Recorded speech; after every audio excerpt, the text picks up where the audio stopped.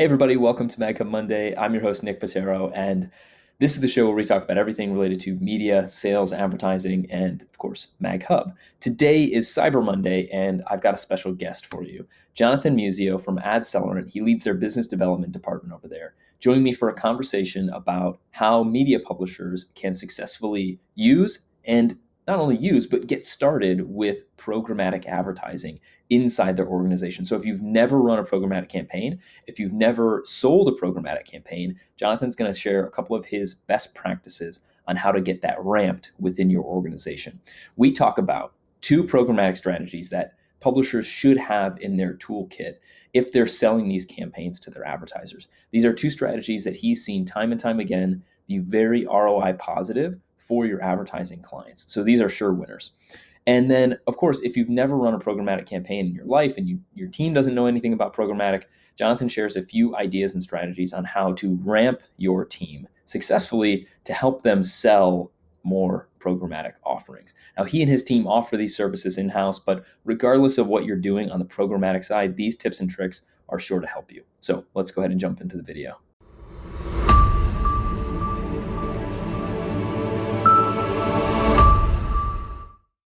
All right, guys, thanks so much for sticking with us today. I've got Jonathan Muzio from AdCellerant, and today we're going to be having a really interesting conversation about programmatic. Jonathan, thanks for being here. Hey, Nick, I really appreciate you inviting me. I'm looking forward to our conversation here today. Yeah, likewise. I think everybody watching is going to get something really valuable out of this. So, no doubt. I'll hold you to a higher standard here, as you can tell. So, where are you calling in from? I'm in Denver, Colorado. AdCellerant's based in Denver, Colorado. Everything that we do is in Denver, Colorado. And currently, it's beautiful, sunny, 80 degrees, low humidity. It's an ideal fall day here in Denver, Colorado. Nice. Yeah, I'm sure there are more than a couple people who are a little bit jealous, myself included. I am one of the lucky ones. Having come from the East Coast, I can say that Denver offers a really, really high quality of life. And it's a little bit different. People celebrate the outside, they celebrate the weather, they celebrate the snow, whereas in the Northeast, that's not necessarily the case. So it's good to see and good to be around that type of environment for sure.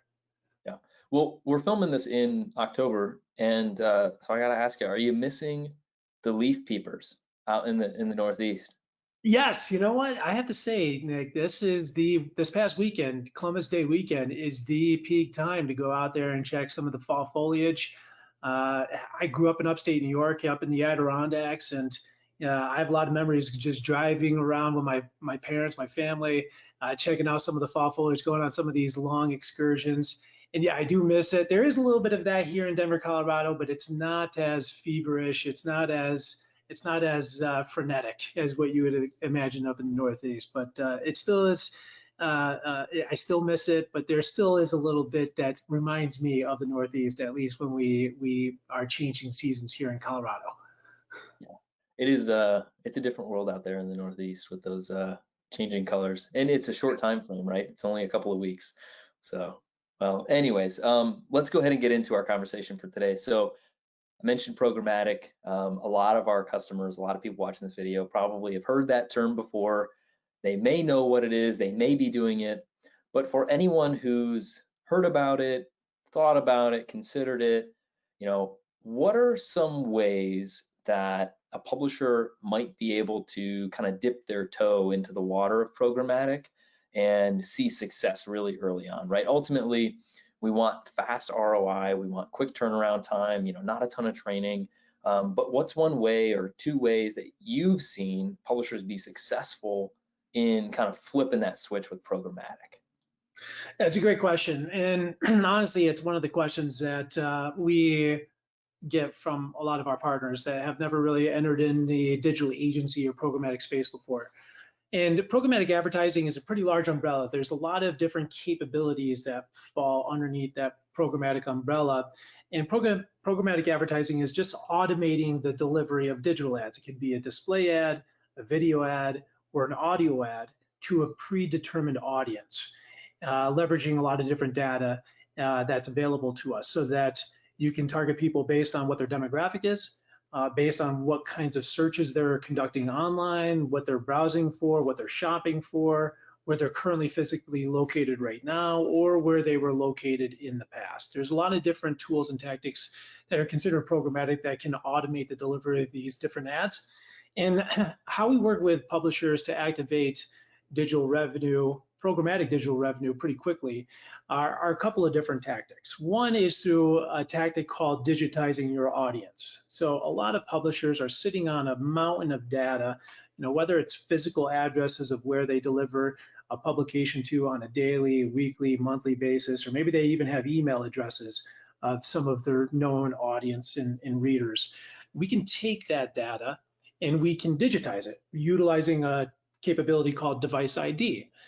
Device ID gives us the ability to identify mobile devices and the IDs of those mobile devices. And once we identify that ID of that mobile device, we can deliver one of these digital ads programmatically to those devices, no matter where they are in the universe, no matter where or how it is that they're consuming content. So what these publishers are doing is they're giving us access to this physical address database of where they're delivering a publication to, and we're able to match the mobile devices of their readers and create an audience that we can deliver ads to.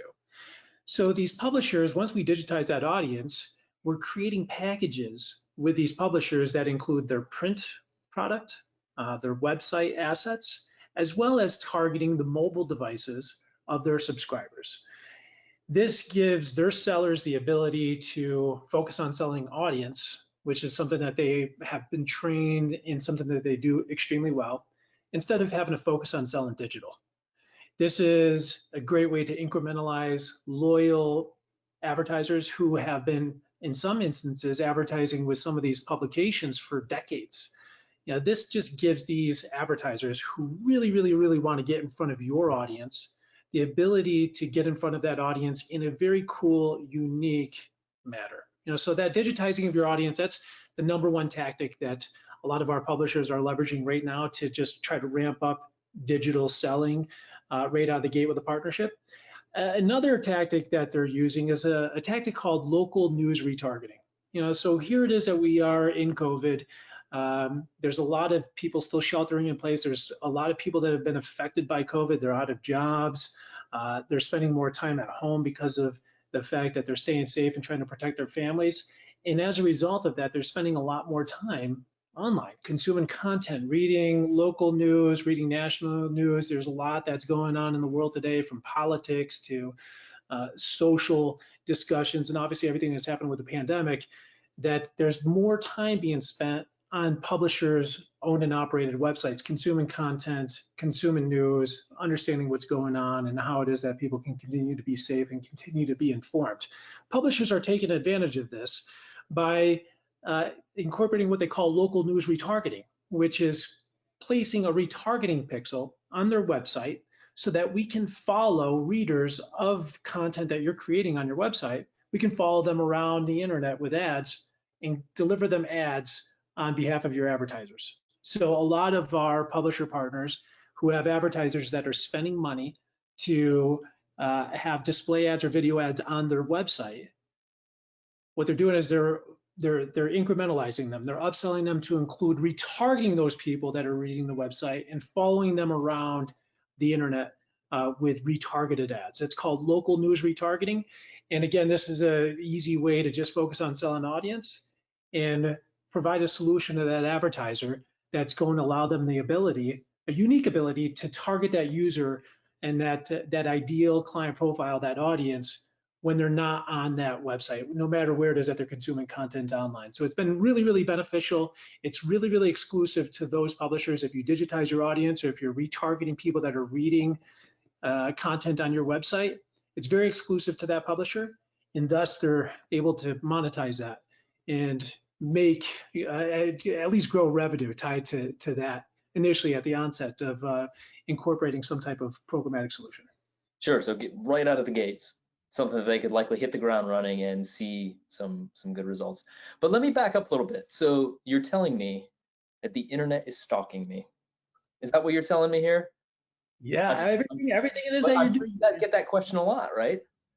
best way to eliminate people or companies from stalking you, so to speak, is to get rid of your smart device and get a flip phone and toss your computer in the river. Yes, it seems very reasonable and not dramatic at all. I'm sure many people will probably go that route after watching this video, but I mean, in all reality, as someone that receives these ads on a regular basis, my own perspective is that it's better to receive an ad that's targeted at me, that's relevant, than receiving something that's, completely out of left field, right? Like, I don't knit. Why am I receiving a knitting ad, right? But I'm guessing that old school programmatic, I mean, that's kind of what you did, just spray and pray, right? Yeah, that's right. It's very, don't get me wrong, programmatic, I think with privacy issues as consumers, I think no question about it, we really have a right to be concerned about how companies are sharing our data. I'm sure everybody's probably familiar with Facebook and how it is that they're procuring their data and how they rely upon people supplying personal information and details about their lives, their families, their work history, their education, everything. And that's how Facebook is able to target people with ads, is based on that volunteer data that's provided. And I think, again, as consumers, I think that we have a right to be concerned with how these companies are potentially leveraging our data and our consumption of content online to be used against us. However, as a business owner and someone that's obviously in the business of trying to sell this data, there's a lot of benefits to businesses. And to your point, Nick, is that you can throw a dart at a bullseye with programmatic advertising because you can think about your ideal client profile. What types of people do you want to see coming into your store every day? What kind of car do they drive? What gender are they? Do they have kids? What part of town do they live in? What clothes are they wearing? All that stuff can be used to create an audience and deliver ads to those people based on who your ideal client profile is. And I think as a business owner, I think that you have to be very strategic with how it is that you're going to market and how it is that you're promoting your message so that you can get more business. And programmatic advertising does provide that ability to be very, very, very targeted. But again, it's coming at the cost of utilizing your data and your tracked interest online that's being sold by different companies out there like Facebook and Google and Amazon. They're all monetizing your use of that platform, and they're selling that use of that platform in the form of data to companies like AdCellerant. Hmm. Yeah, it's pretty commonplace these days, especially if you're familiar with the world of data. But it is a bit of a shock, I imagine, for some folks to hear this type of thing. But in all reality, it can be used for good, right? Just like what you explained. So one thing that I'm thinking, if I'm a small publisher, I may be thinking and hearing this and say, wow, this is really exciting, but it sounds really complicated. How am I going to get my sales team up and running with something like this when they've been selling print ads or, run of site digital ads? Really simple, you get the entire month, everything on the site. How am I going to help them understand this? Like, what are some ways that you may recommend someone ramps a sales team that might not be the most tech savvy? Yeah, that's a great question too, and I'll break it down to a couple of different pieces that I think we see at our partners, our publisher partners, who they have on premise and what do they have on premise? What kind of resources have they dedicated to success with regards to launching and ramping up digital? And I'd say the number one key to success is if you're a publisher and you want to start leveraging digital and incorporate digital into what it is that your team is representing to local advertisers and advertising solutions, I think publishers have to lead from the front lines. They have to be involved. They have to be involved and they have to be committed to success themselves. They can't just implement a solution and then expect their team to run with it. So the partners that we see a lot of success are the ones that have buy-in from the top down, and they're creating some type of KPIs around success, telling their legacy sellers, hey, listen, you have to establish this type of sales activity in order for us to be successful. So the ones that, those publishers that are just extremely committed and are involved with a lot of the trainings, are involved with selling and trying to understand some of the different nuances with programmatic advertising, I think that's where it starts. It really starts with getting that buy-in from top down. The next piece, I think, in terms of trying to get set up for success, is trying to identify digital agency tactics that can be easy to implement. I know that a lot of our legacy partners that have legacy sellers that have never really sold digital before, they are at least comfortable with understanding a display banner ad on their website. And I think that programmatic advertising is a very easy transition to start at least taking advantage of some of that experience that they have with selling banners on their website with selling banners on other people's website and just kind of focusing on audience. So making sure that if you are going to be launching digital, not to throw the entire kitchen sink at your sellers in terms of what they should be selling and all the different types of, again, programmatic's a pretty big umbrella, just focusing on one or two capabilities within that, underneath that programmatic umbrella, so that they get comfortable with that first. And kind of approaching a partnership as a crawl, walk, run, sprint type of approach. I think those are the ones that see a lot of success because they're methodical. They're making sure that their team understands and is applying some of these different capabilities and is successful at doing so and seeing some pretty good results before they start moving on to something a little bit more advanced. Because I like to say that, you know, if you have a programmatic advertising, it's a grenade, and you can kill an awful lot of fish with a grenade, but you can also blow your arm off with that grenade too. So we just want to make sure that we are putting our partners in a position to succeed and not biting off more that they can chew, and that they're able to comfortably start representing these different capabilities as their own.